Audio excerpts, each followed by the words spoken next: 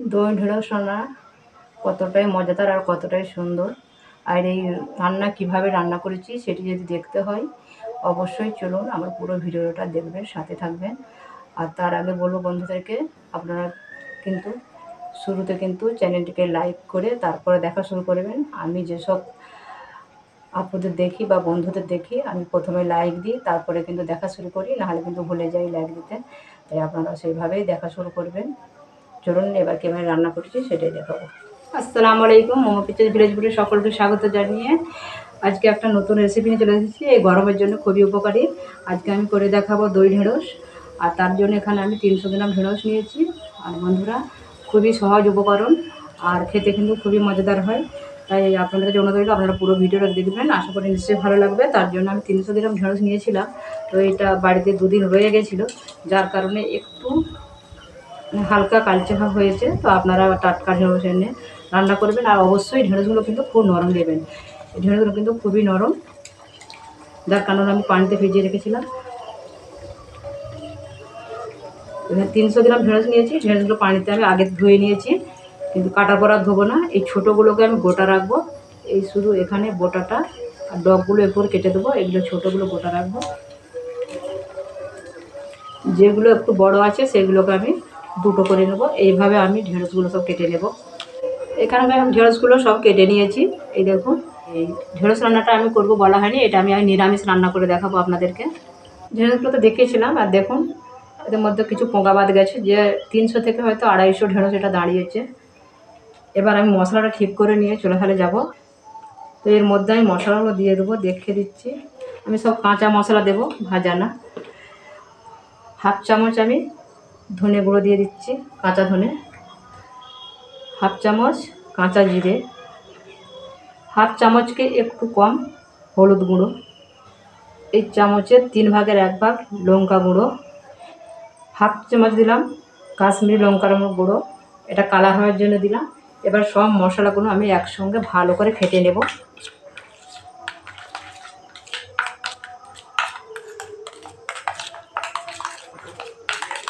ভালোভাবে ফেটে নিতে হবে। দইয়ের যে একটা ডেলা ডেলা ভাব থাকবে সেটা যেন না থাকে, একবারে মোলায়েম করে ফেটে নিতে হবে।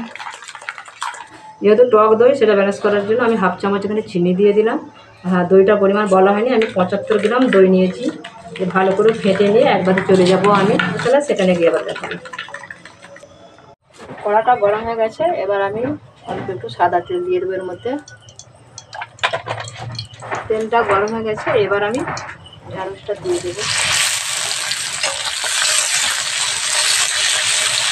আস্তে আস্তে ভাজতে হবে, যেন কালো না হয়ে যায়, কালারটা যেন চেঞ্জ না হয়ে যায়। হালকা একটু ভেজে নিয়ে তারপর আমি নামিয়ে দেবো।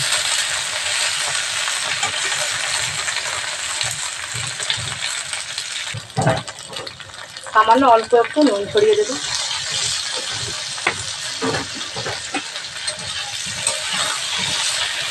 এবার আস্তে আস্তে জাল করে আমি হালকা করে ভেজে নেব। আমার ঢেঁড়সগুলো হালকা ভাজা হয়ে গেছে। এবার আমি একটা জায়গায় তুলে নেব। এবার এর মধ্যে আবার একটু সাদা তেল দিয়ে দেবো। এর মধ্যে দিয়ে দেবো আমি সামান্য জিরে আর একটা লঙ্কা দিয়ে দেবো।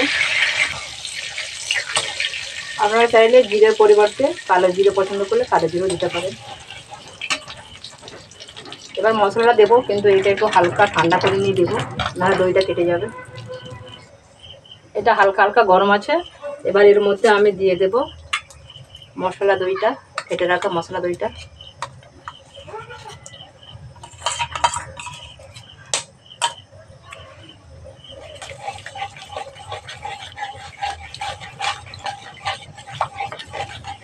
খুব জোরে জাল করা যাবে না, হালকা হালকা জালে মশলাটা কষিয়ে দেবো।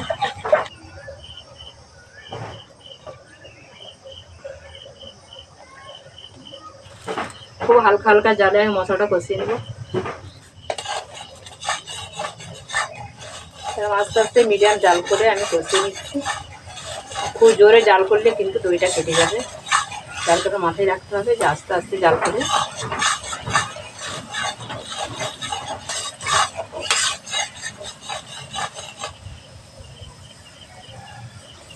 সামান্য একটু পানি দিয়ে দেবো।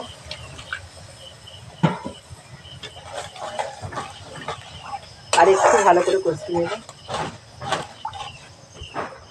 এইবারে দেখুন মশলা দই থেকে কিন্তু তেলটা ছাড়া ছাড়া ভাব হয়ে গেছে।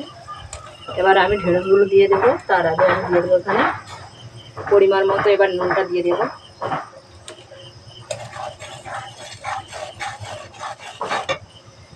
এবার ভেজে রাখা ঢেঁড়সটা দিয়ে দেবো, দিয়ে আর ভালোক্ষণ দিয়ে আর কিছুক্ষণ কষিয়ে নেব ঢেঁড়সটা দিয়ে।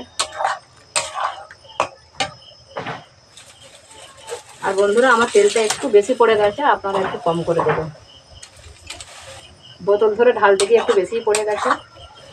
আমি ঢেঁড়স দিয়ে কিন্তু বেসন কষবো না, যেহেতু ঢেঁড়সটা আমার ভাজা আছে। সামান্য 2 মিনিট নাড়াচাড়া করে এবার আমি পরিমাণ মতো একটু পানি দিয়ে দেবো ঢেঁড়সটা সেদ্ধ হওয়ার জন্য।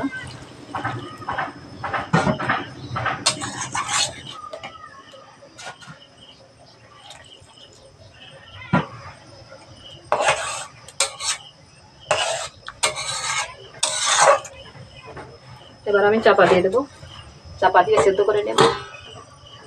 5 মিনিট পর খুলে দিচ্ছি ঢাকাটা। এরকম গামাখা হয়ে গেছে, এরকমটাই রাখবো, আর বেশি আমি মারবো না, কারণ এই ডিমটা খেতেই বেশি ভালো লাগবে ভাতে মাখিয়ে। আর আমি নুনটা দেখেছি বীজখানে, বেশ হালকা টক মিষ্টি ঝাল ভাব লাগছে, দারুণ লাগছে কিন্তু। আর বন্ধুরা আমি যে এতটা পানি দিলাম এটা শুধু 2 দিনের শুকনো ঢেঁড়স বলে, যার কারণে সেদ্ধতে একটু টাইম লাগবে, একটু বেশি পানি দিলাম। আর আপনারা যদি টাটকা ঢেঁড়স রান্না করেন তাহলে একদম অল্প দেবেন, কারণ ঢেঁড়স একটু দিয়ে সেদ্ধ হয়ে যায়। এবার আমি নামিয়ে দেবো।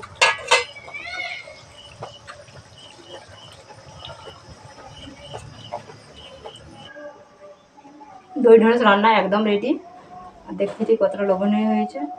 বন্ধুরা আজকের এই রান্না কেমন লেগেছে অবশ্যই কমেন্ট করে জানাবেন। ভালো লাগলে লাইক বেশি বেশি শেয়ার করবেন। যারা নতুন বন্ধু তারা আমার চ্যানেলে অবশ্যই সাবস্ক্রাইব করে পাশে থাকে সাহায্য করবেন। আর আপনাদের সাহায্য আমার একান্ত প্রয়োজন। আপনাদের সাহায্য ছাড়া আমি কিন্তু কিছুই করতে পারবো না, আপনাদের সাপোর্ট ছাড়া আমি কিছুই করতে পারবো না বন্ধুরা। তাই আজকের মতো আমার ভিডিও এখানেই শেষ। আবার দেখা হবে অন্য ভিডিওর সঙ্গে। ততক্ষণ আপনারা ভালো থাকুন, সুস্থ থাকুন। ধন্যবাদ।